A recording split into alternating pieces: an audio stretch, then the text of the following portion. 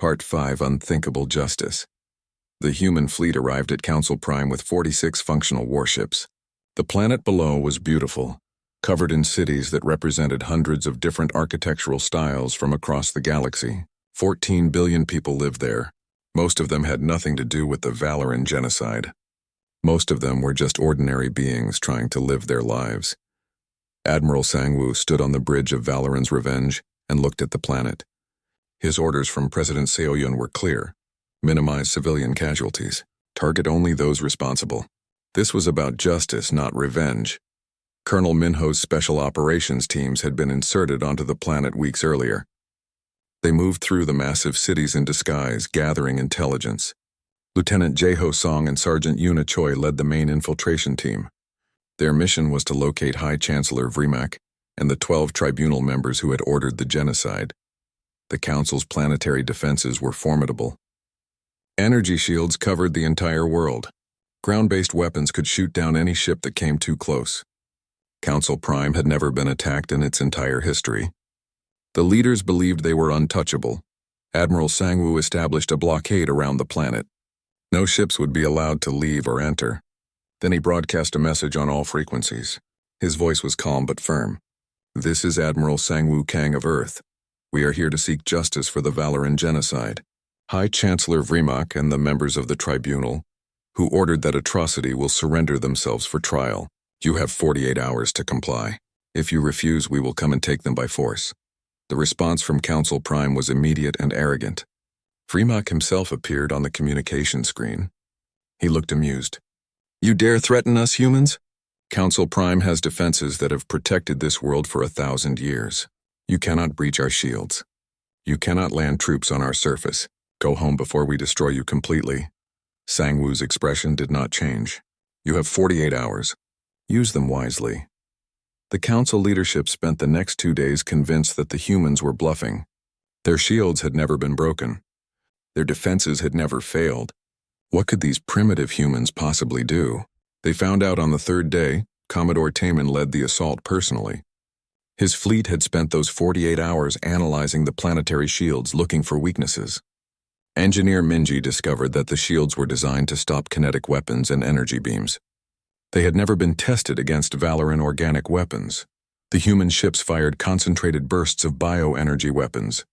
The living energy did not bounce off the shields or disperse. Instead, it behaved like acid, eating through the energy barriers at a molecular level. The Council's so-called impregnable defenses collapsed in 17 minutes. Panic spread through Council Prime's defense forces. Their shields were gone. Their planet was defenseless. Sangwoo broadcast again. This is your final chance. Surrender the war criminals or face the consequences. Vrimak still refused. He retreated to a fortified bunker deep underground, surrounded by loyal guards. He believed humans would not dare attack a populated planet. He was counting on their morality to protect him. He was right that humans would not massacre civilians, but he was wrong to think that would save him. Lieutenant Jae-ho's team had spent weeks mapping the underground bunker systems. They knew exactly where Vrimak was hiding. Special operations teams moved in using captured council access codes. The operation was surgical and precise. They moved through the bunkers, eliminating guards who resisted and accepting surrender from those who gave up. They found Vrimak in his command center, still giving orders, still believing he could escape consequences. Jae-ho and his team surrounded him. The High Chancellor looked at the human soldiers in disbelief. You cannot do this. I have diplomatic immunity. I am the leader of the Galactic Council. Jae-ho's response was cold. You were the leader of the Galactic Council. Now you are a war criminal under arrest. The extraction took 6 hours. Jae-ho's teams captured all 12 tribunal members without killing a single civilian. They brought the prisoners to Sangwoo's flagship. The war criminals were placed in holding cells, each one isolated from the others. Now came the difficult part. What would humans do with them? Some military commanders wanted immediate execution. Others wanted to imprison them forever. But President Seoyun had a different idea. She transmitted her orders from Earth, and they shocked everyone. A tribunal would be established on Council Prime itself. It would be broadcast across the entire galaxy. Human judges would preside, but the jury would be composed of representatives from all 847 council species. Humanity would not decide the verdict alone. The galaxy itself would judge these war criminals. Magistrate Hyejin Kang and Chief Prosecutor Dongyan Lee arrived from Earth to conduct the trial. The proceedings began 1 week after the capture. The courtroom was set up in Council Prime's largest assembly hall. Billions of beings across the galaxy watched the broadcast. The evidence was presented methodically. Sensor logs showing the bombardment of Valora Prime, recordings of Valoran final transmissions, testimony from human survivors, the stolen Krillian files showing the pattern of genocide spanning a century. Every piece of evidence was verified and authenticated. Vrimak's defense was simple and arrogant. The Valorans had refused lawful council orders. Their destruction was regrettable but necessary to maintain galactic order. The council had absolute authority. Disobedience could not be tolerated. Then Commodore Taman took the witness stand. He spoke quietly, describing the Valorans as he had known them. Gardeners and poets, scientists and explorers, people who wanted only to live in peace. He played audio recordings of Valoran families crying out as their world burned around them. The courtroom was silent. Many of the alien jurors were openly weeping. For the first time, they were confronting the reality of what had been done in their names. The trial lasted 7 days. Both sides presented their cases. Vrimak remained defiant throughout, insisting he had done nothing wrong. The tribunal members mostly remained silent, though a few tried to claim they were just following orders. The jury deliberated for 3 hours. When they returned, their verdict was unanimous. Guilty on all charges: genocide, war crimes, crimes against sentient life. Now came the sentencing phase. Most species expected execution or life imprisonment in some hellish prison. What President Seoyun proposed instead stunned the galaxy. She appeared via hologram and addressed the court. For centuries, the council has governed through fear and overwhelming force. You maintained order by threatening annihilation to anyone who disobeyed. Today, we show you a different way. The sentence for Vrimak and the tribunal members was unlike anything in galactic history. They would not be executed. They would not be tortured. They would serve life sentences on a designated colony world, but their own species would be responsible for their incarceration. They would spend their lives working to help rebuild what they had destroyed, not through forced labor, but through genuine rehabilitation programs. And every year on the anniversary of the Valoran massacre, they would publicly acknowledge their crimes. Additionally, humanity demanded systemic changes. The Council must draft and ratify a true charter of rights protecting all species, especially the small and weak. An independent judiciary must be established to investigate accusations of genocide. Mandatory cultural exchange programs would prevent future atrocities. And all classified files detailing previous Council actions must be released to the public. Most shocking of all, humanity refused any territory, resources, or reparations for themselves. Admiral Sangwoo explained it simply. We did not come for conquest. We came for justice. Now that justice has been served, we are going home. The galaxy reacted with confusion, then profound respect. The Venthari delegation, who had discovered their ancestors were nearly exterminated centuries ago, openly wept with gratitude. 17 other species came forward with similar stories of near extermination. The truth was finally being told. Within weeks, the council was dissolved. In its place, a new galactic assembly formed with true democratic representation. Every species, no matter how small, would have a voice. Earth was offered a founding leadership position but declined. Humanity would participate as equals, not rulers. Observer Borak Then, who had monitored the Earth-Valoran friendship from the beginning, requested a private meeting with Taman. The Krillian looked older and tired. I watched your species for months, he admitted. I reported that you were dangerous. I was right, but not in the way I thought. You are dangerous because you remember how to care when the powerful have forgotten. You are dangerous because you fight for others, not just for yourselves. The human fleet prepared to return to Earth, but they received an unexpected honor. 300 ships from dozens of different species volunteered to escort them home. It was a gesture of profound respect and gratitude. During the long journey back, Medical Officer Ji-Won completed her private project. Using preserved Valoran genetic material, she successfully grew a Valoran garden. The bioluminescent plants glowed softly in their containment units. She planned to plant them on Earth as a living memorial. They gave us so much in such short time, she said quietly. We will make sure they are never forgotten. Part 4. The Strike. The human fleet did not attack immediately when they reached Council space. Instead, they implemented something Colonel Minho called Ghost Protocol. It was a strategy designed to create fear and confusion before the main battle began.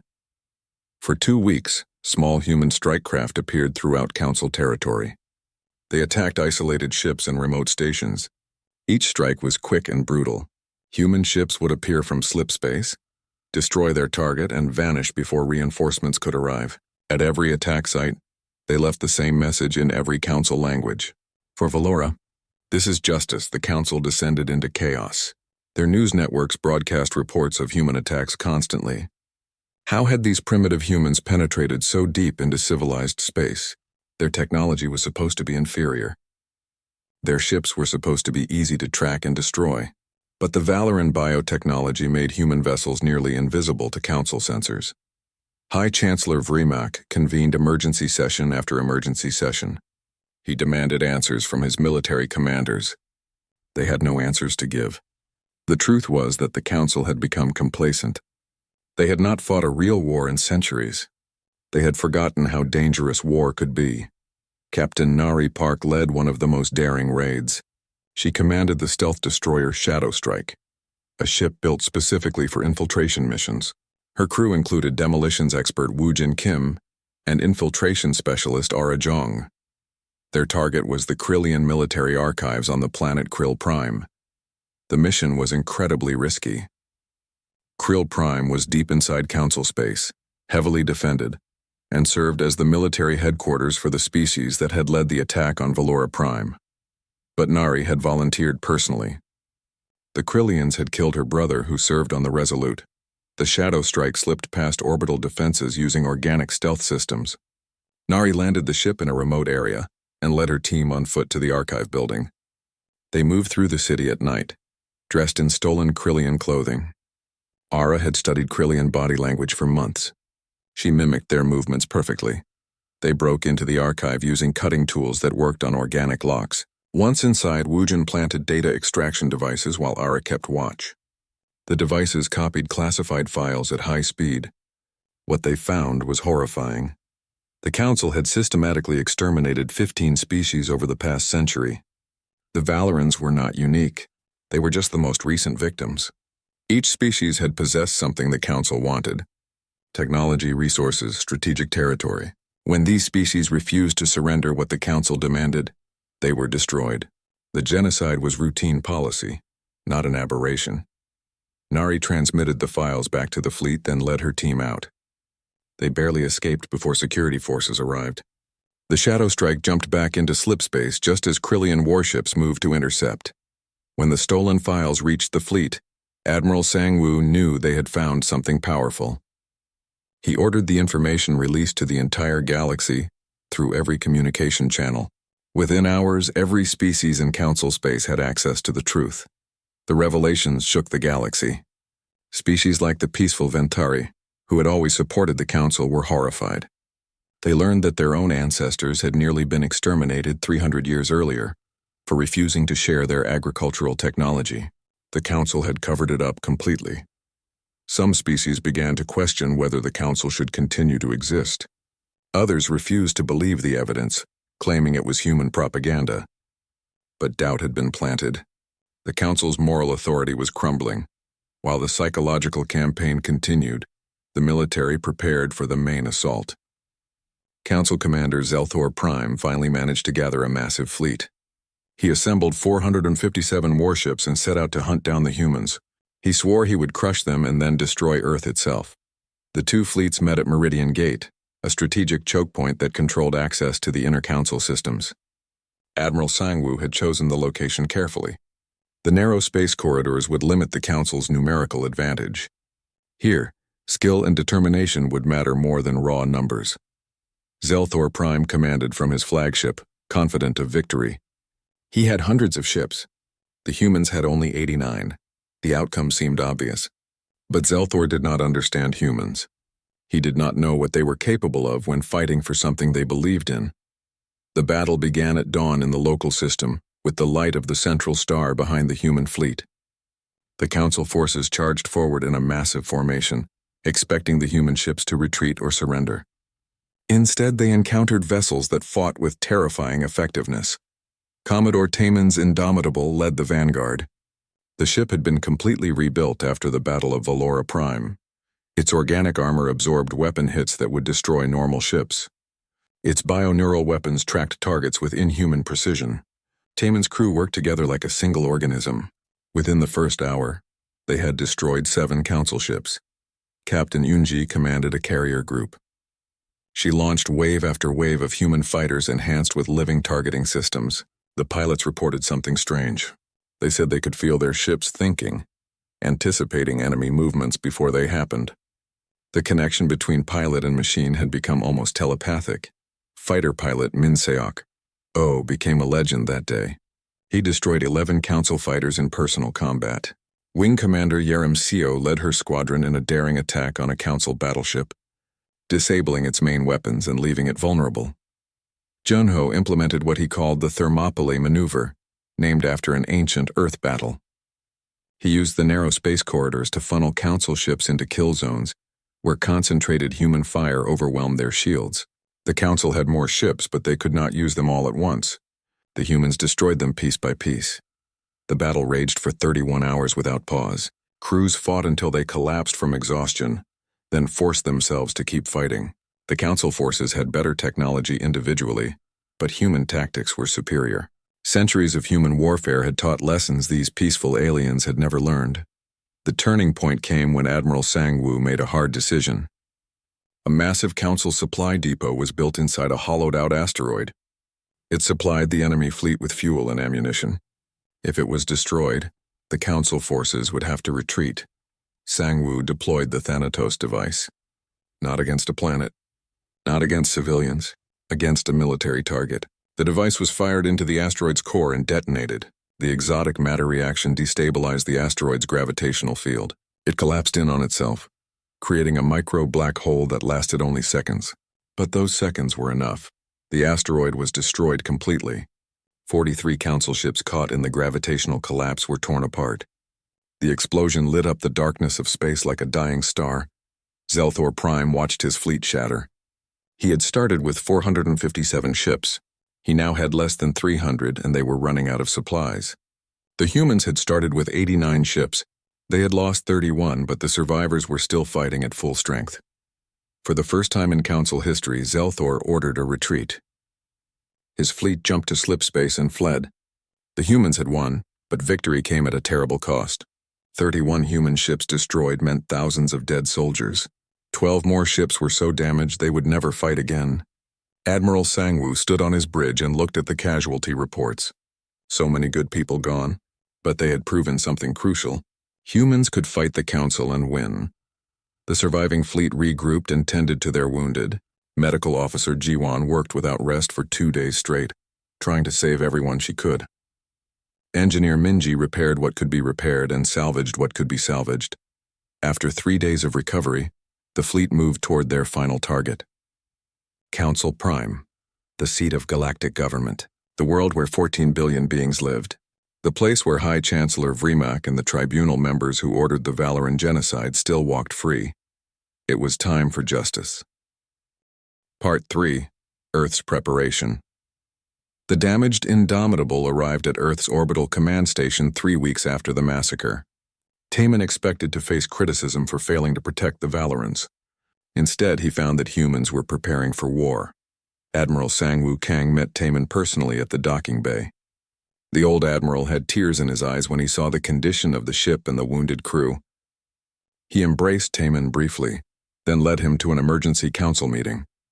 The conference room was filled with Earth's military leadership. General Boram Lee of Ground Forces was there, Admiral Suho Nam of Fleet Operations, dozens of other commanders and officials. They all stood when Taman entered. They were not standing to judge him. They were standing to honor the crew of the Indomitable for being the only witnesses who survived. Taman presented everything. He showed the sensor logs of the bombardment. He played the recordings of the Valoran final messages. He displayed the evidence that the Council had used banned weapons. The proof was complete and undeniable. Ambassador Daeho had also escaped from Council space. He arrived on a smuggler's ship bringing more evidence. He had stolen classified documents showing that the Council was now calling for action against Earth. Several powerful species wanted to make an example of humanity for daring to defy their orders. President Seoyun Park addressed the United Earth Assembly the next day. Her speech was broadcast to every human settlement across the solar system and beyond. She spoke with controlled fury. We came to the stars seeking peace and friendship. We found predators wearing masks of civilization. We befriended an innocent species who asked only to be left alone. The Galactic Council slaughtered them for refusing to be slaves. Now the Council threatens us with the same fate. She paused and looked directly into the camera. Humanity stands at a crossroads. We can bow down and accept whatever the Council decides to do with us, or we can stand up and fight for what is right. History has shown that humans are not very good at bowing down.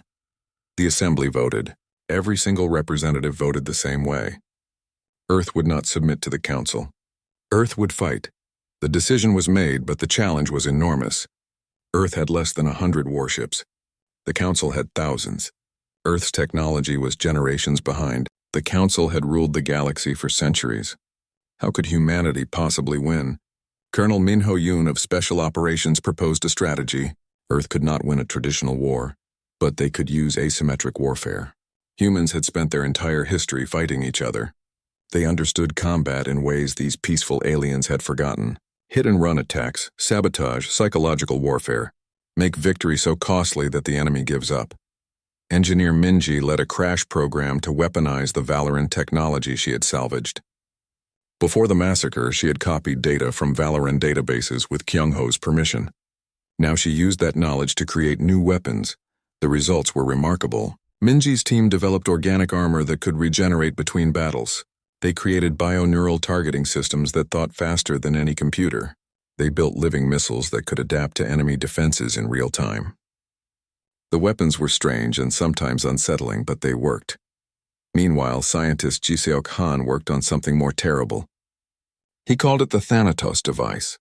By combining human nuclear physics with exotic matter theories, he created a weapon that could destabilize a star's fusion process. One device could trigger a supernova, destroying an entire solar system. It was a genocide weapon, the same type the Council had used on HFY. Not everyone agreed with building such weapons. Commander Sujin Lee of Ethics Command argued strongly against them. She said that using weapons of mass destruction would make Earth no better than the Council. She reminded everyone that they were supposed to be fighting for justice, not revenge.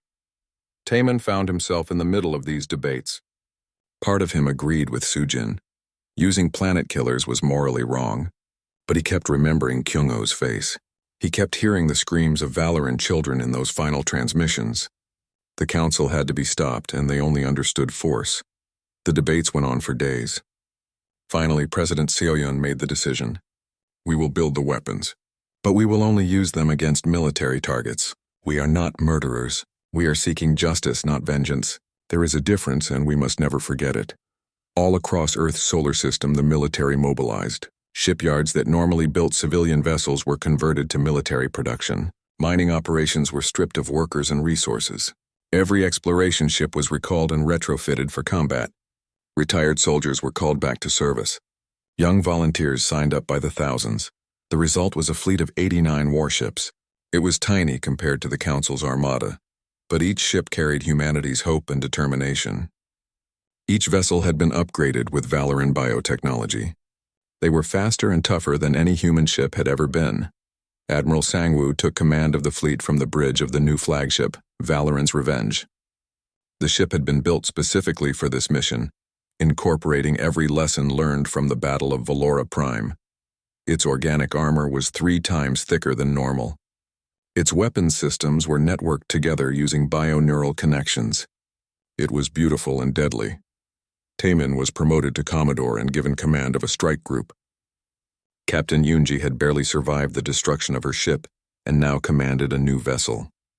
Captain Hyunwoo recovered from his injuries and demanded to be given another ship. The Council had killed too many of their friends. They all wanted revenge, but they all remembered President Seoyun's words. Justice, not vengeance. Weapons Officer Junho was promoted to lead the Tactical Operations Group. He spent weeks planning strike sequences against Council infrastructure. The targets included military shipyards, supply depots, and communication hubs. Junho also identified the Krillian Dominion's core worlds. They had led the attack on Valora Prime. They would pay first. Medical Officer Jiwan was promoted to Chief Medical Officer for the entire fleet. She set up medical facilities and trained combat medics. At night, she worked on a private project. She had saved samples of Valoran plant DNA before the massacre. She was trying to grow a Valoran garden as a memorial. The plants were difficult to cultivate, but she refused to give up. Navigator Hana plotted the courses for the entire fleet. She calculated jump coordinates, fuel consumption, and timing. The Council homeworld, called Council Prime, was 47 light-years from Earth. The fleet would travel in 3 waves to avoid detection as long as possible.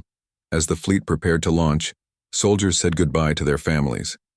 Many knew they might not return. The odds were heavily against them, but nobody backed down. The Valorans had been their friends. Friends do not abandon each other, even in death. The night before departure, Admiral Sangwoo called all the commanders together. They gathered in the briefing room of the Valorans' Revenge. Sangwoo looked at each of them in turn. These were the people who would lead humanity's first interstellar war. "I won't lie to you," Sangwoo said. "Most of us will probably die. The Council has more ships, better technology, and centuries of experience. But they have one crucial weakness. They have forgotten what it means to fight for something that matters. They fight to maintain power. We fight for justice. We fight for our murdered friends. We fight because some things are worth dying for." He raised a glass. "To the Valorans, may we be worthy of their memory." The fleet launched in 3 waves, just as planned. Earth's orbital defenses were left with minimal protection. This was an all-or-nothing gambit. If the fleet failed, Earth's homeworld would be vulnerable to Council retaliation, but there was no other choice. As the Valorans' Revenge jumped into slipspace, Taemin stood on his own bridge and thought about Kyung-ho. His friend had died asking humans to tell the galaxy what happened. Taemin planned to do more than tell. He would show the galaxy that genocide has consequences. He would prove that even the powerful can be held accountable. The journey to Council space would take weeks. During that time, the fleet would prepare. They would train. They would ready themselves for the fight of their lives. The Council had no idea what was coming for them. Part 1. The Valoran Friendship Commander Taemin Park stood on the bridge of the UES Indomitable and watched the stars pass by through the main window. He had been in space for 3 months now, patrolling the empty regions far from Earth.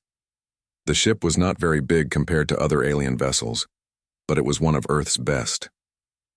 His crew was small but skilled. Navigator Hana Kim sat at her station, plotting their course. Weapons Officer Junho Lee checked the defensive systems for the 100th time that day. Chief Engineer Minji Choi worked in the engine room below, keeping everything running smoothly. Earth had joined the Galactic Council 15 years ago. It had been an exciting time when humans first met aliens and learned they were not alone in the universe. But the excitement faded quickly. The Council was made up of 847 different alien species, and most of them looked down on humans. They said humans were too violent, too unpredictable, too primitive. Every time Earth asked to share advanced technology, the Council said no. Every time Earth tried to join important projects, they were turned away. Taemin remembered his first meeting with the Council representatives. He had been young and hopeful then. He thought the aliens would be wise and fair. Instead, he found bureaucrats who cared more about power than justice. They made endless rules that helped the strong species and hurt the weak ones. Earth was considered weak, so humans were treated poorly. The ship's computer beeped. Taemin walked over to the communication station and pressed a button. A message appeared on the screen. They needed to stop at Crosspoint Sigma, a neutral space station for supplies. Taemin gave the order and Hana changed their course. Crosspoint Sigma was a massive structure floating in space. Thousands of ships from hundreds of different worlds docked there every day. It was one of the few places where species mixed freely without Council supervision. Taemin liked coming here because nobody cared if you were human. They only cared if you had money to spend. After docking, Taemin went to meet Ambassador Daeho Shin at a small cafe inside the station. Daeho was Earth's diplomatic representative to the Council. He was an older man with gray hair and tired eyes. He had been fighting bureaucratic battles for 10 years, and it showed on his face. Daeho ordered coffee for both of them. Real coffee was expensive in space, but Daiho insisted. They sat at a corner table away from the crowd. Daiho looked around to make sure nobody was listening, then he leaned forward. They rejected us again, Daiho said quietly. Application 14. Medical technology sharing. The council voted against it yesterday. Taman felt his jaw tighten. Earth desperately needed that medical technology. Millions of people in the colonies were suffering from diseases that aliens could cure easily. What reason did they give this time? The same one they always give. Humans are not ready. We need to prove ourselves first. They want us to wait another 50 years. Daiho's voice was bitter. 50 years. How many people will die waiting? They talked for an hour about politics and frustrations. Daiho had tried everything. He had made speeches, formed alliances with smaller species, followed every rule perfectly. Nothing worked. The council had decided humans were dangerous and they would not change their minds. When Taman returned to his ship, he felt angry and helpless. But duty called. The Indomitable left Crosspoint Sigma and continued its patrol route. For 3 days, nothing happened. Then everything changed. Hana picked up a distress signal. It was weak and coming from near the Helix Nebula. The signal was in a language the computer did not recognize. Taman made a decision quickly. Council protocol said ships should report distress signals and wait for authorization before helping. But Taman had spent 15 years watching the council ignore suffering while they held committee meetings. Take us there, he ordered. Full speed. The ship they found was like nothing Taman had ever seen. It was not made of metal. It looked alive, like a giant creature floating in space. It was caught in the gravitational pull of 2 colliding asteroids. The ship was beautiful but clearly damaged. Parts of its organic hull were torn and leaking some kind of fluid. Junho fired the weapons carefully, destroying the asteroids. Minji extended a docking tube to the alien ship. Taman went to meet whoever was inside, bringing Hana and 2 security officers with him. The aliens were called Valorans. They were shorter than humans with pale blue skin and large, gentle eyes. Their leader was named Kyungho. He spoke English surprisingly well, having learned it from old Earth broadcasts that reached their space. Kyungho explained that Valorans were a small species. They had only 340,000 people spread across 3 colony worlds. They were explorers and scientists who had discovered how to grow ships from living tissue. These bioships could travel faster than light without burning fuel. They could heal themselves when damaged. The technology was incredible, but the Council wanted that technology. They had demanded the Valorans share all their secrets. When the Valorans refused, the Council denied them protection. Valoran ships were often attacked by pirates, and the Council did nothing. Valoran requests for help were ignored. The Council was punishing them for not giving away their most precious knowledge. Taman felt a connection with these aliens immediately. They were in the same situation as Earth, caught between staying true to themselves and surviving in a cruel galaxy. Over the next few months, something special grew between humans and Valorans. Taman's ship visited HFY, the Valoran homeworld. It was a beautiful planet covered in gardens and forests. The Valorans lived in cities that looked like they had been grown rather than built. Everything was organic and alive. The Valorans showed humans their agricultural techniques. They could grow food 3 times faster than human methods. They shared medicine that could heal injuries in days instead of weeks. They taught human scientists about bioengineering in ways Earth had never imagined. In return, humans shared their own knowledge. Taman taught Valoran security forces about defensive tactics. Yunho showed them weapon designs that could protect their ships from pirates. But more than technology, humans and Valorans shared culture. They exchanged art, music, and stories. They ate meals together and learned each other's languages. Lieutenant Jiwon Nam, the ship's medical officer, worked closely with Valoran doctors. She discovered their biotechnology could extend human lifespans by decades. She saw children with genetic diseases being cured easily. She thought about how many people on Earth could be saved. Kyungho and Taman became close friends. They would sit for hours talking about their dreams for the future. Kyungho wanted his people to explore the galaxy safely. Taman wanted Earth to be treated with respect. Both of them hoped for a better galaxy where small species were not bullied by the powerful. But in the shadows, others were watching. Council observer Borak Then of the Krillian Dominion had been assigned to monitor the situation. He sent regular reports back to Council headquarters. The friendship between humans and Valorans worried the Council greatly. Two species that refused to obey, working together, sharing technology. This could not be allowed. The Council feared change more than anything else. Part 2. The massacre 3 months after the friendship between Earth and Valora began. Ambassador Deho received a summons to appear before the Council tribunal. He knew this was not good news. When he arrived at the massive Council chamber, he found himself standing alone in front of thousands of alien representatives. The room was designed to make individuals feel small and powerless. High Chancellor Vrimak spoke first. He was a tall creature with 6 arms and eyes that never blinked. His voice echoed through the chamber. Ambassador Deho Shin of Earth, you stand accused of forming an unsanctioned alliance. You have violated Council protocol by sharing military technology with the Valoran species without authorization. Deho tried to defend himself. He explained that humans and Valorans were simply friends helping each other. They were not forming a military alliance. They were sharing culture and knowledge, which was supposed to be encouraged by Council law. But the tribunal was not interested in his explanations. They had already decided. Vrimak announced the verdict. Earth must cease all contact with Valora immediately. If they refused, Earth would face economic sanctions. Human ships would be denied access to Council space. Earth colonies would be cut off from trade routes, Deho argued passionately.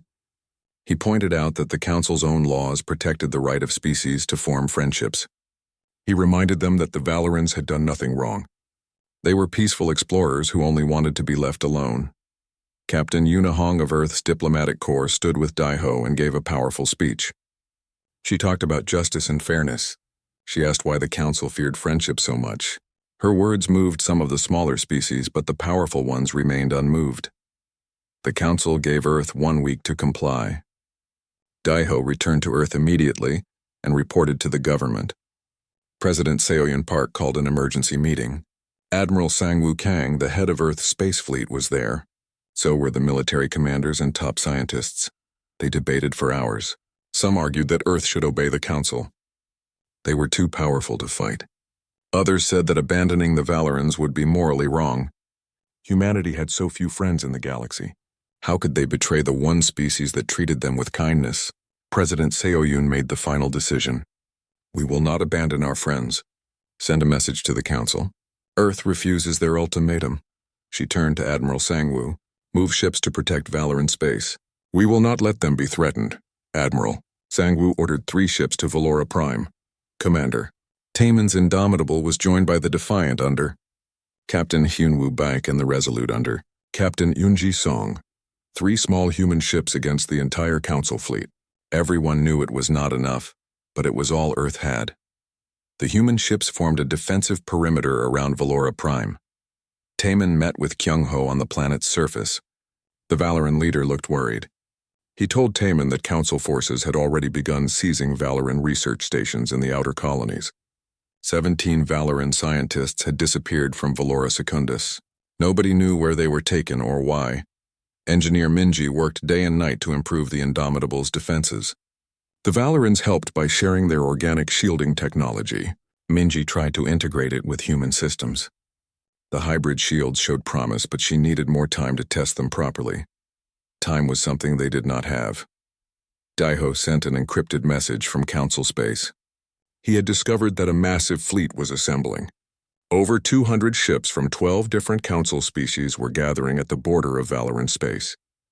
This was not a police action to enforce their ruling. This was an invasion force. For 2 weeks, the human ships waited. The Valorans evacuated as many people as they could to underground shelters. Kyung-ho wanted to send the children away on ships, but there was nowhere safe to send them. The Council controlled all the jump gates. They were trapped. Then one morning, the Council armada arrived without warning. The sensor screens lit up with hundreds of contacts. Taemin stood on his bridge and felt his heart sink. There were so many of them. Their ships were larger and more advanced. This was not a battle. It was an execution. Council Commander SciFiPrime sent a single message. Resistance is unlawful. Surrender Valoran assets immediately or be destroyed. Taemin looked at his crew. Hana at navigation, her face pale but determined. Junyo at weapons, his hand steady. Minji's voice came through the speaker from engineering, telling him the hybrid shields were ready. They were not perfect, but they would help. Taemin gave his answer. This is Commander Taman Park of Earth. We will not surrender.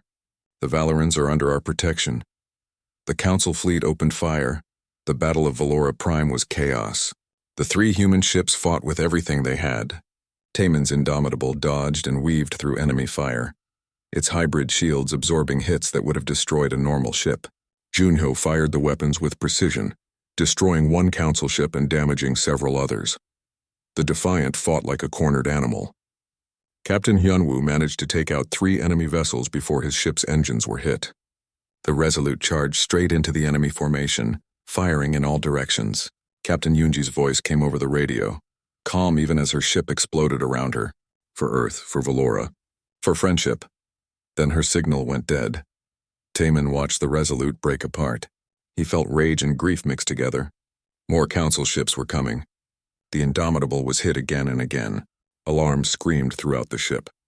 Minji reported that the engines were failing. Medical Officer Jiwon called from the infirmary, saying they had too many wounded and not enough supplies. The Defiant, crippled and burning, retreated through a jump gate. Taman wanted to follow, but he had to cover their escape. The Indomitable fired its last missiles and prepared to jump to safety. That was when Taman saw something that would haunt him forever. The Council fleet turned away from the human ships. They aimed their weapons at HFY itself. Taman screamed orders trying to get between the planet and the fleet, but his damaged ship was too slow. The bombardment began. Council ships fired thousands of weapons at the beautiful planet below. Cities were vaporized in seconds. Forests burned. The organic structures that the Valorans had grown over centuries melted like wax. The planet's natural defense systems tried to regenerate the damage, but the attack was too much. Kyung-ho's final message came through on all frequencies. Tell the galaxy what happened here. Tell them the Council murdered us for refusing to be slaves. Tell them we died free. Then Static Taman watched HFY die. The bombardment continued for 6 hours until the planet's surface was nothing but molten rock. 340,000 Valorans burned to death. An entire species wiped out in a single day. Navigator Hana, tears streaming down her face, managed to plot an emergency jump. The Indomitable fled into slipspace just as Council ships moved to intercept them. The ship was barely holding together. 60% of the crew was dead or wounded.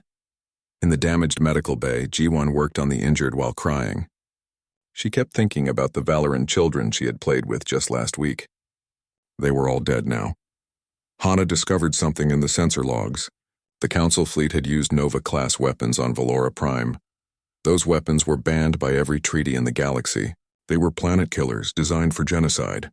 The Council had broken their own laws to murder the Valorans. As the Indomitable limped toward Earth, Taman made a vow. He spoke it aloud to his crew. The Valorans will be avenged. I promise you that. The Council thinks they can kill whoever they want and face no consequences. They are wrong. We will show them that some things cannot be allowed. Some crimes must be punished. The journey home took 3 weeks. During that time, word of the massacre spread. The Council released an official statement saying the Valorans had attacked first and they had been forced to defend themselves. Most alien species accepted this lie without question, but humanity knew the truth, and humanity would not forget.